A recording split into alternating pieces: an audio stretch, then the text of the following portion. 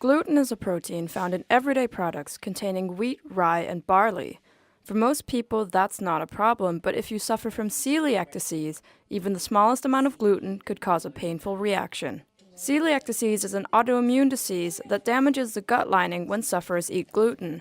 The charity Celiac UK says 1 in 100 people in the UK have celiac disease, but only 30% are diagnosed. Sally Black is a partner at the gluten-free Oast bakery in Tonbridge.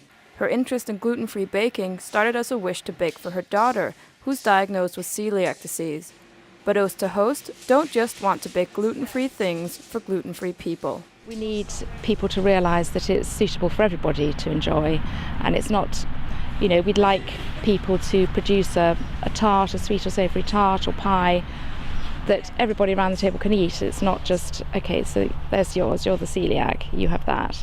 But bridging the gap to gluten-free food means considering more than just risks of cross-contamination. For people living in families with and without celiac disease, it all comes down to price. Sarah Booker and her 2 daughters have all been diagnosed with celiac disease, but her husband is not. Her family buys food with and without gluten to keep costs down. The biggest thing is the cost of it. So we can get everything that we would want from a gluten-free point of view, but it probably costs us between 3 and 4 times more than what it would cost to buy the gluten equivalent of it. You can buy a loaf of bread for 20 pence in the supermarket, and the cheapest that you'll be able to get a gluten-free loaf of bread is about £2.50, £3. Evidently, there's still a way to go to unite gluten-free and gluten-friendly at the table.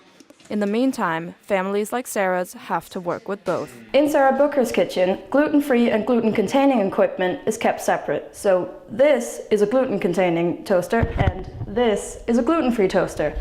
Living with celiacs in the UK is difficult, but it's not impossible. Larka Christensen for Kent Current.